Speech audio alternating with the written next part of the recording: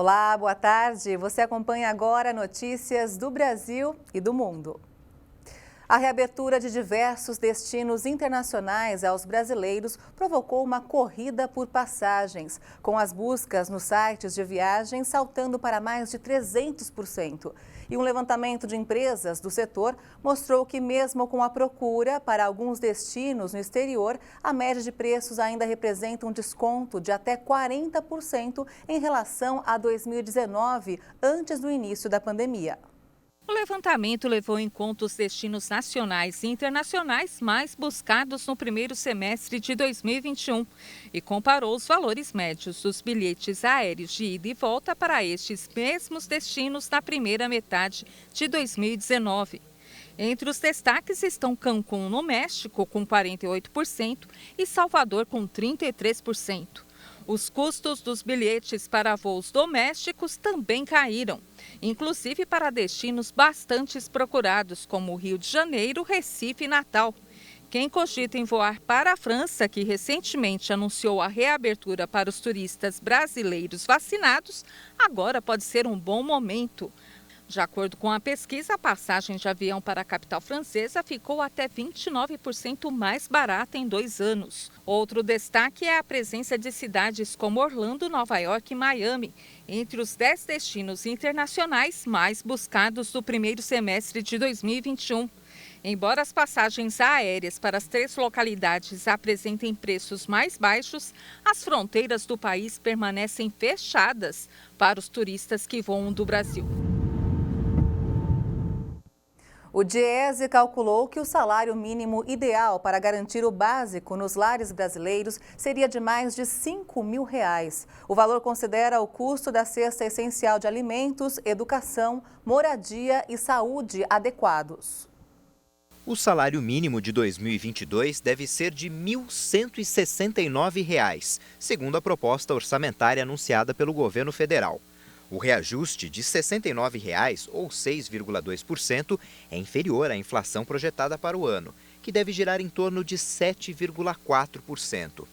Um levantamento do Departamento Intersindical de Estatística e Estudos Socioeconômicos apontou que o necessário para garantir a sobrevivência de uma família brasileira com dignidade seria de R$ 5.400. Para chegar ao piso salarial adequado, o Diese considerou a cesta básica mais cara de 17 capitais e as necessidades básicas de uma família com 2 adultos e 2 crianças. Entre os itens considerados estão alimentação, educação, moradia, saúde e transporte. Desde 2019, o piso nacional passou a ser corrigido apenas pelo Índice Nacional de Preços ao Consumidor, para preservar o poder de compra do salário mínimo. Mas a decisão não trouxe ganho real à remuneração dos profissionais. E a Fundação Getúlio Vargas divulgou nesta semana o Índice Geral de Preços, apontando deflação para o mês de agosto. O Índice Geral de Preços, Disponibilidade Interna, IGPDI, medido pela Fundação Getúlio Vargas, apontou redução de preços de 0,14% no mês de agosto. No mês anterior, a inflação registrada foi de 1,45%. Segundo a FGV, a queda entre julho e agosto foi puxada especialmente pelos preços do atacado. Ao longo do ano, o IGPDI acumula taxas de inflação de 15,75%. O Índice de Preços ao Consumidor, IPC, também apresentou queda na taxa, de 0,92% em julho para 0,71% em agosto. E agora uma reportagem para aqueles que querem parar de fumar, mas não conhecem os caminhos possíveis para acabar com o vício. Acompanhe. Muita gente precisa de um empurrãozinho para largar o vício. No caso do João, foi um pouco mais sério. O que me levou a parar de fumar foi a Covid. Eu peguei Covid e eu fiquei muito assustado com as consequências que o cigarro poderia me trazer, aliado à Covid. Eu entrei realmente num despertar muito grande em relação à minha saúde. A dificuldade em deixar o cigarro de lado é compreensível, tendo em vista que quem fuma se torna dependente das substâncias. O tabagismo, ele é uma doença de dependência a uma droga, Droga esta que é a nicotina. A nicotina, ela leva a essa necessidade de acender um cigarro. De acordo com a Organização Mundial da Saúde, o tabagismo mata mais de 8 milhões de pessoas por ano. O cigarro é fator de risco total para a saúde e causador de vários problemas. Praticamente todas as doenças cardiovasculares, né? As doenças pulmonares, como enfisema pulmonar, que é o mais conhecido pela população, que seria a doença pulmonar obstrutiva crônica, é dependente do cigarro. Né? A maioria dos cânceres, as neoplasias, né, são também dependentes do cigarro. O cigarro, ele é um fator de risco de adoecimento. A boa notícia é que existe tratamento gratuito pelo SUS, inclusive, com medicamentos para amenizar a famosa crise de abstinência. Mas tanto especialistas como ex-fumantes são enfáticos em um assunto: não adianta nada tratar se a pessoa não se comprometer em parar de fumar. Não importa o que você, o remédio que você toma, o método que você utilize, o principal é você estar focado e decidido a parar de fumar. Você só consegue parar de fumar se você quiser parar de fumar. Não existe uma outra forma de você parar de fumar. Você tem que querer parar de fumar. Começou nesta semana o julgamento dos ataques terroristas que deixaram cerca de 130 mortos em Paris em 2015. O processo deve durar cerca de 9 meses. Já se passaram quase 6 anos desde a noite de horror em Paris, em novembro de 2015, que terminou com 130 mortos e um agressor vivo. O tribunal abriu no imponente Palácio da Justiça de Paris o mega processo que deve ter a duração de 9 meses, com quase 1.800 partes civis e 20 réus, 6 deles julgados à revelia. O franco-marroquino Salah Abdeslam, presente na sala, é o principal acusado pelos massacres perpetrados no dia 13 de novembro de 2015 no Stade de France, norte de Paris, nos cafés da zona leste da capital e na casa de espetáculos Bataclan. Ao ser questionado sobre sua profissão, garantiu que deixou tudo para se tornar um combatente do Estado Islâmico, a organização terrorista que assumiu a responsabilidade pelos ataques. A segurança foi reforçada dentro e fora do tribunal. Em 2020, durante o julgamento do ataque à revista satírica Charlie Hebdo, novos atentados atingiram a França. O atual processo está sendo chamado de o julgamento do século pela imprensa francesa. Um bilionário americano de criptomoedas celebrou com drones a decisão de El Salvador em legalizar o uso do Bitcoin. A medida visa dinamizar a economia do país, dolarizada há 20 anos. Ao todo, 150 equipamentos formaram um símbolo do Bitcoin nos ares. O objetivo de tornar a criptomoeda legal é dinamizar a economia do país, dolarizada há 20 anos.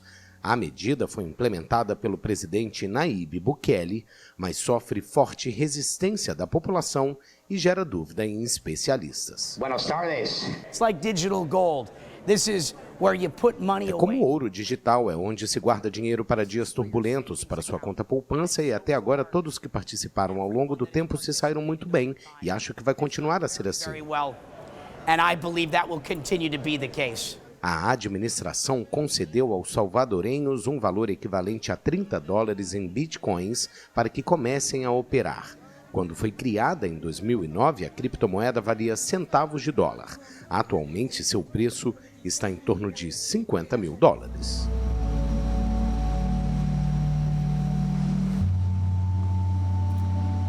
Você vai ver ainda nesta edição. Afeganistão sofre risco de colapso econômico depois da tomada do poder pelo Talibã.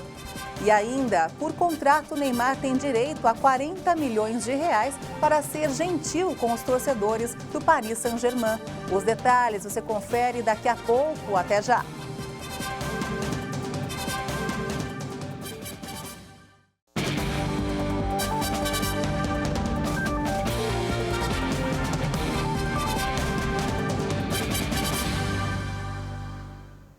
Os Estados Unidos bloquearam 9 bilhões e meio de dólares em reservas internacionais do Banco Central do Afeganistão, depositados em bancos americanos, e pressionaram o FMI a suspender o direito de saque. Ao mesmo tempo, empresários afegãos enfrentam dificuldades para sobreviverem no país. Empresários reclamam da dificuldade econômica e falta de frequentadores no parque de atrações do Largo Karga, em Cabul, após o Talibã retomar o poder, depois de ter sido retirado por forças militares lideradas pelos Estados Unidos em 2001. O parque de atrações nas margens do Lago Karga, em Cabul, está vazio, com apenas a presença de trabalhadores no local que reclamam de problemas econômicos sob o novo governo do Talibã. O bazar que tínhamos no passado não temos mais hoje, porque os bancos estão fechados, não há trabalho. As pessoas não gastam mais dinheiro para se divertirem aqui. Desabafa o dono do restaurante. O Lago Karga é uma das poucas opções de Cabul para descontração no fim de semana e já foi um local popular para passeios a cavalo e atrações temáticas. Os restaurantes e hotéis espalhados no entorno do lago também eram populares entre os funcionários do governo e empresários afegãos. Ainda assim, outros comerciantes esperavam que seus negócios pudessem se recuperar eventualmente. No governo anterior era bom porque tinha emprego e movimento comercial, mas agora com o Emirado Islâmico, tudo isso acabou. Disse Mohib Ullah, que vende passeios a cavalo para os frequentadores do lago. Para escapar de um futuro incerto, outra questão relevante sobre a crise são os afegãos que fugiram do domínio do Talibã para países vizinhos, por ser mais fácil e também porque a população afegã já é empobrecida e tem poucos recursos para longas viagens. Os líderes do Talibã pedem aos afegãos que voltem para casa e ajudem na reconstrução. Eles prometem proteger os direitos humanos em um aparente esforço para apresentar uma face mais moderada do que em seu primeiro governo, que impôs a lei islâmica radical, incluindo a proibição da educação e do emprego às mulheres. Uma estátua de um general confederado foi removida na Virgínia, nos Estados Unidos, sob aplausos de uma multidão. O monumento se tornou foco dos protestos americanos por justiça racial após a morte de George Floyd, um homem negro vítima de um policial branco em 2020. O monumento mais importante denunciado como símbolo racista nos Estados Unidos foi finalmente removido. A gigantesca estátua do líder militar dos Confederados do Sul, derrotado na Guerra Civil, foi removida no estado da Virgínia. A retirada veio após anos de tensões centradas no passado da escravidão americana. Mostra que as pessoas estão ouvindo, estamos realmente caminhando em direção à igualdade. Se continuarmos a manter essas estátuas que mostram opressão, estaremos dizendo às pessoas que pessoas como eu e minha filha não importam. É muito importante. É emocionante, eu diria. Concordo que é libertador saber que estamos nos aproximando da igualdade e que as pessoas estão sendo mais compreensivas e realmente entendendo que negros e pardos vivem. More understanding and really understanding what people who are black and brown are going through. Erguida em 1890, a imponente figura do general Robert Lee, montado em um cavalo, dominava Monument Avenue de Richmond. Mas em maio de 2020 se tornou foco dos protestos após a morte de George Floyd, um homem negro assassinado por um policial branco em Minnesota. A estátua de Lee está entre as centenas de monumentos em memória de confederados nos Estados Unidos que agora são considerados símbolos de racismo. O nascimento de um menino em 11 de setembro de 2001 provavelmente salvou a vida de seu tio, que trabalhava no World Trade Center. Para seu pai, a chegada do filho ao mundo representou uma mensagem de esperança. Poucas pessoas podem dizer que seu nascimento ajudou a salvar uma vida. Anish é uma delas. O jovem nasceu em 11 de setembro de 2001 em um hospital em Princeton, Nova Jersey, muito perto de Nova York, onde ao mesmo tempo a Al-Qaeda lançava 2 aviões contra as Torres Gêmeas, matando cerca de 3.000 pessoas. O tio Manish, que trabalhava no World Trade Center, preferiu não ir ao escritório para acompanhar o parto do sobrinho na maternidade. Naquela manhã, não sei o que, houve alguma coisa, talvez uma intuição ou algo parecido, que ele decidiu não ir. Ele veio e Anish nasceu às 10h05. De acordo com a mãe, Anish deveria ter vindo ao mundo em 21 ou 22 de setembro, mas acabou chegando mais cedo, no dia 11, por alguma razão. Para mim, foi um sentimento misto. Anish, meu primogênito, nascia e a gente vivenciava toda aquela atmosfera. Nunca poderemos esquecer aqueles momentos. Foi muito assustador, certamente. Anish era uma criança quando ficou sabendo da tragédia que ocorreu no dia do seu nascimento. Os pais decidiram contar pouco antes dele começar a ir para a escola. O jovem, que se prepara para completar 20 anos, garante que opta por não festejar o aniversário na data real e se dedica ao voluntariado na My Good Deed, ONG que distribui alimentos. I guess maybe I try to take, the loss. Acho que talvez eu tente aceitar a perda e todos os sentimentos negativos associados àquele dia, retribuindo a comunidade e tentando lembrar o aspecto positivo ao reconhecer que temos essa resiliência, que fomos capazes de nos recuperar. Recognizing that again, we did have that resilience, that we were able to come back. No momento, Anish foca nos estudos em economia e assim que se formar deve trabalhar em Nova York. It might be a part of this day, but Pode ser por causa da data, mas me sinto ligado a Nova York de várias formas. Por isso, trabalhar lá é muito, muito importante para mim. A big thing. Por meio da ONG My Good Deed, Anish conheceu outras pessoas nascidas em 11 de setembro. Para o pai de Anish, pessoas que vieram ao mundo para mostrar esperança. A tomada do poder no Afeganistão pelo Talibã tem influenciado até na prática de esportes pelas mulheres. Segundo o jornal britânico The Guardian, o grupo extremista proibiu que mulheres praticassem esportes no país. A informação foi dada pelo vice-diretor da Comissão Cultural do Talibã. O comissário falou sobre a prática do cricket, esporte muito popular no país, e mostrou que a mesma linha de pensamento será levada em consideração para outras modalidades. A justificativa do grupo extremista para tirar os direitos das mulheres na prática do esporte é que elas estarão em uma situação na qual seus rostos e corpos não estarão cobertos e o Islã não permite que as mulheres sejam vistas dessa forma. Tais declarações reafirmam a posição de radicalismo do grupo e de exclusão dos direitos fundamentais das mulheres. A Federação Afegã de Cricket afirmou que não foi comunicada oficialmente da posição do Talibã, mas o programa de formação para meninas já foi suspenso. Há relatos de atletas escondidas na expectativa de fuga do país, temerosas pela repressão. E falando em esporte, olha só essa notícia. Por contrato, Neymar tem direito a 40 milhões de reais para ser apenas gentil com os torcedores do Paris Saint-Germain. Olha só. O contrato de Neymar com o Paris Saint-Germain possui um bônus ético relacionado à conduta do brasileiro com os torcedores. O atacante pode receber até 6,5 milhões de euros, cerca de 40 milhões de reais por temporada, se for cortês, pontual, simpático e estar à disposição da torcida. Neymar deve ainda acenar aos apoiadores e não pode fazer críticas públicas sobre as decisões táticas da comissão técnica. Por mais estranho que a situação pareça, o clube prova que não. O Paris Saint-Germain esclareceu que essa é uma prática corriqueira em outros clubes esportivos, não apenas no futebol. A prática se tornou algo legal, já que o clube se respaldou no Código de Ética da Federação Francesa de Futebol, estabelecido em 2013 e que permite esse tipo de bonificação aos atletas. Os filhotes de panda que nasceram no Zoológico de Madrid passaram por avaliação médica. De acordo com especialistas, os gêmeos estão em boa forma. Os pandinhas que nasceram no Zoo Aquarium de Madrid passam bem. Veterinários examinaram os gêmeos que pesam 171,4 e 137,4 gramas. O sexo dos filhotes ainda não pôde ser determinado. Os dois vão ficar com a mãe, Rua Zuibá, mas contarão com o auxílio de uma incubadora nessas próximas 8 semanas, que são essenciais para o desenvolvimento deles.